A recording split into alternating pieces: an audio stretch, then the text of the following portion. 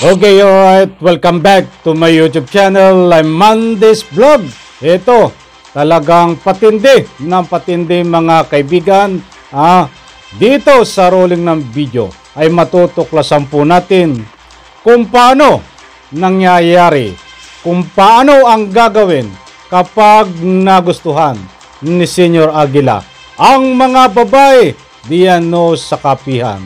Dumadaan po ba ito sa bugaw? At sino itong bugaw na ito? Laman ng video na yan ang ating tatalakayin. At iba pa, kung bago pa lang po kayo sa aking maliit pa na YouTube channel, inaanyayahan ko po kayo. Please subscribe. Sabay-sabay po nating i-like ang video na ito kung nagustuhan niyo po. Ako'y muling nakikiusap, mga kaibigan.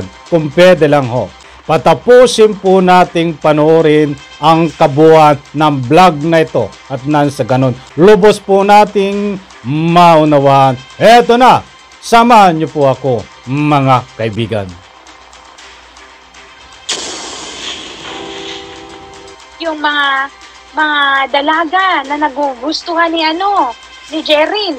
Sila ang kakausap noon, yung mga bugaw doon, tatawagin kong si Rosalie Sanico. Yun ang unang bugaw, at yung pangalawang, yung supervisor na bugaw is si Janet Ahok. Sila ay handang mamatay at handang pumatay. Yes, kaya train sila mula 5 years old na mga bata hanggang sa sindikato. Grabe ang sindikato nila. Sobra ang sindikato nila. Yung mga baril na sinasabi, totoo yan. Totoo yan.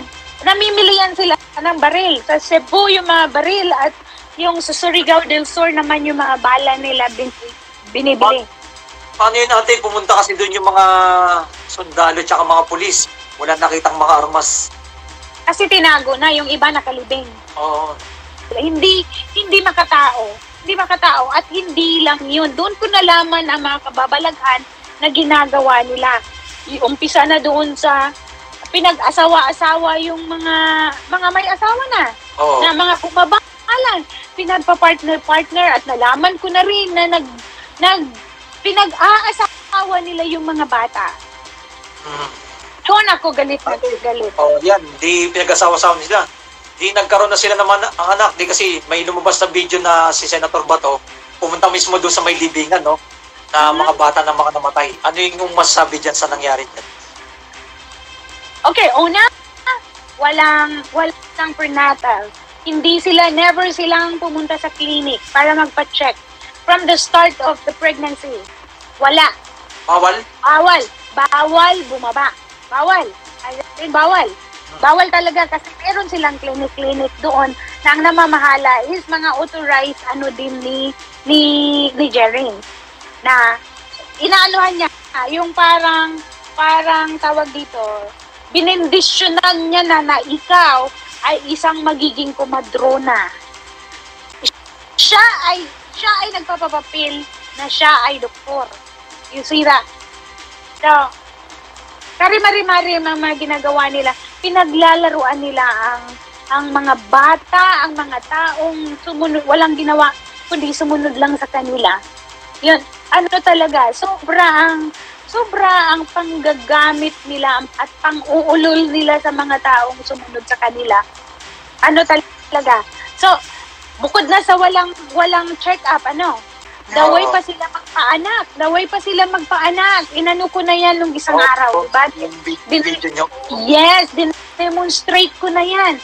Minsan pa nga, gaya ng sabi ko, merong naghihirap na hindi talaga mailabas yung bata. Abay, nagre-ready na si Jerins na siyang mag-perform ng C-section. Buti na lang napigilan siya nung undergraduate na doktor. Alam mo yon? Talaga siya yung masyado niyang kinarir ang panluluko ng mga tao. Tsaka yung mga paggagawa nila yung mga katarantaduhan hindi yan pinapaalam sa lahat ng tao. Kagaya nung Kagaya nung kakausapin ni Rosalie at ni Janet, yung mga dalaga na nagugustuhan ni Jerin. Sila ang kakausap noon, yung mga bugaw doon, tatawagin kong si Rosalie Sanico. Yun ang unang bugaw, at yung pangalawang, yung supervisor na bugaw is si Janet Ahok. Siya yung Ate, pag nagustuhan ka yung may nagustuhan siya na babae, si Senyor Aguila, anong ginagawa nila? Yung kukumbinsihin nung dalawang bugaw, yung bata, at aanohan talaga wag magsasalita. Wag magsumbong sa magulang or kani-kanino, dahil kung ikaw ay magsalita, ikaw ay masisiraan ng bait kasama ang pamilya mo. Oh, grabe, no? Oo, ganon. Talaga, Panginoon talagang dating ni no? Kaya pala tumaba, no? Oh my God, yes. So, inihimayan ng pagkain. Hinihimayan ng buto. Let's say yung hipon, tinatanggal ang mga balat noon para sa kanya. Pinupunasan ng pawis. Mantakin mo yan. So, buti na lang ang iba, hindi umuoo. Kasama noon yung nandun sa Senado si Jane, na hindi talaga pumayag, na sabi pa niya na ayoko, ang taba-taba niya, tsaka ang tanda niya na. Alam mo, si Janet, ang sabi... Marami siya na doon na loko ng mga babae. That's for sure. Hindi lang nagsasalita dahil nga sabing mauulol. Masisiraan ng bait. Pati na yung pamilya.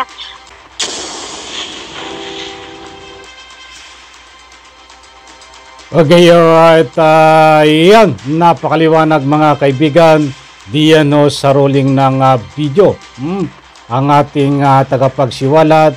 At siyempre, bago tayo magpatuloy, shoutout at maraming salamat sa Lumo 21 at Ma'am Dayan Dantes, at sa gustong sumuporta dito sa mga vlogger na ito ay hindi po kayo magsisisi pag sinuportahan nyo po ito, dahil tiningnan ko ho ang kanilang mga page, ang mga ika nga po'y pagtatalakay, pagsisiwalat ay maganda po mga kaibigan, at hindi po sila nagbabatay sa sariling opinyon, bagkos sila po ay nagbabatay sa mga ebidensya na nakakalap po nila. Suportahan po natin ito sa Lumo 21 and Ma'am Dayan Dantes. Okay, nandito na po tayo at nakahindik-hindik mga kaibigan.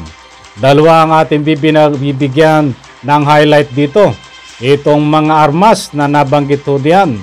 At itong unahin natin ay kung ano ba ang nangyayari. Ano ang paraan ni Senyor Aguila kapag nagkagusto siya sa isang babae diyan sa kapihan. Naku po, ito ay natalakay na natin mga kaibigan. Ba't hindi pa ho ito sa puntong ito na mga nasasabi diyan sa video na yan? Kung matatandaan po natin sa lahat ng hindi pa nakakabisita, diyan po sa aking upload ay tinalakay din po natin dito ang doktrina naman kung bakit napapapayag ni Senyor Aguila itong mga bata, minor de edad, na kanyang dapat magkaroon ng pagtatalik muna dito kay Senyor Aguila. Unang-una, bago ikasal, nangyayari po. At mantakin nyo, halimbawa ikasal kinabukasan, ay ngayong gabing ito, kailangan muna required, according ho, dito sa Diyos-Diyusan di umano nila, na walang hiyan, si Senyor Aguila, ay kailangan muna makipagtalik. Diyos mio, mahabagin. At mayroon pa ho diyan, nire-regla, mga kaibigan, na kailangan makipagtalik dito. Kaya Senyor Aguila na ang dahilan kapag nakipagtalik dito ay mapupunta sa langit at maliligtas. Kalukuhan mo? Kalukuhan mo yan. Talagang matindi ito. But sa puntong ito, dito sa rolling ng video, ay kakaibaho. Ito ay mga katanungan din ng ating mahal na taga-subaybay. Marami din po ang nagko-comment diyan, nagbibigay ng public opinion sa comment section. At sabi nga po nila, ano daw po ang ginagawa ni Senyor Aguila na kung sakali ay magkagusto sa isang babae diyan sa kapihan, sapagkat marami hong magaganda diyan na babae din sa kapihan, mga kaibigan, na ika nga po'y loyal diyan kay Senyor Aguila. Ay tamang-tama ho ito ang kasagutan. According ho sa ruling ng video diyan na binitawan ng ating taga-siwalat, ay nagkakaroon po ng bugaw na ako matindi. Akala ko yung bugaw ay hindi lang diyan sa part ng ika nga'y maraming kalapating mababa ang lipad. Subalit diyan pala din sa Aguila, may Aguila diyang walang pakpak ay mayroon dihong palang mga bugaw. Yan po sa ruling ng video ay pinangalanan ang dalawang bugaw. Mayroon pong supervisor pa ng bugaw at nandiyan po pinangalanan din ay sila po ang sangkot sa pagkakaroon na ika nga po'y ugnayan, tinatawag na bugaw na once na magkagusto itong si Senyor Aguila ng isang babae diyan sa kapihan, ay mismong magkukumbensyo itong pangalan na nabanggit diyan sa video na yan na tinatawag na bugaw. Dalawang babae ang nandiyan. I-roll nyo ang video at matutunghayan nyo po at malalaman ang pangalan kung hindi nyo po mismong nauunawa. Nako po, dito pa lang po sa puntong ito sa tinatawag na bugaw. Ito po ay isang unang-una kasalanan sa ating batas. Pangalawa ay kasalanan sa mata ng Diyos, mga kaibigan. Kung tutuusin po at susuruin natin ang mga nangyayaring ito. Dito pa lang po sa kaso lang ito, dito pa lang po sa pambubugaw, ay marami po ang sangkot dito, mga kaibigan. Sapagkat hindi ho ito gagawin ng dalawang bugaw na yan na sinasaad sa video na sila lang po. Ito ho ay may baspas pa ng sino man na namumuno, mga kaibigan, diyan sa kapihan.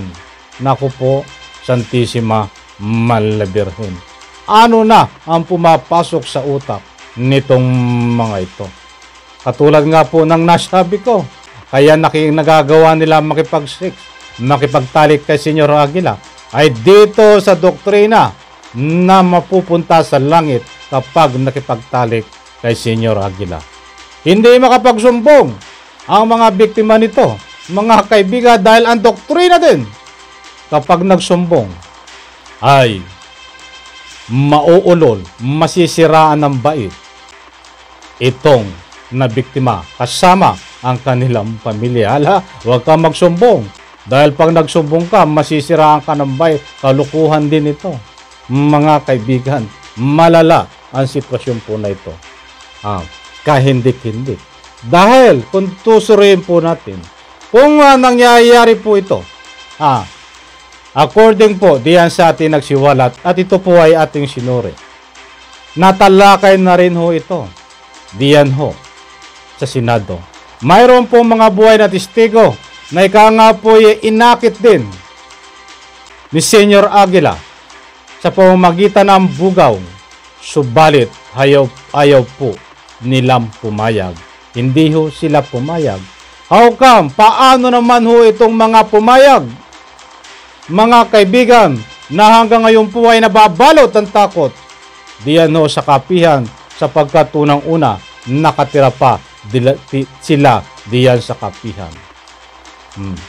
Napakarami hong biktima nito, mga kaibigan, sapagkat kung susuruin po natin ang mga nangyayari diyan, ito ho ay hindi lang isang araw nangyari, hindi lang isang linggo nangyari.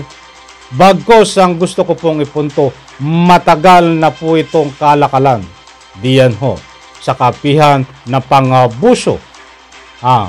Malawakan na ikangapoy pakikipagtalik, pirsahan pakikipagtalik na nire-require yung iba nitong si Senyor Aguila.